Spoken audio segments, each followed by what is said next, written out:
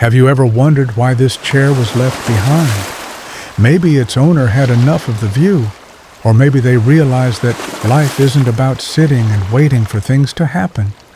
Life doesn't wait for anyone. If you stay in one place for too long, the waves of time will erase your footprints without a trace. Don't let your life be just a spectator of beauty passing by. Stand up, take a step, and become part of a story worth remembering. The sunset isn't an end. It's a call to prepare for a new beginning.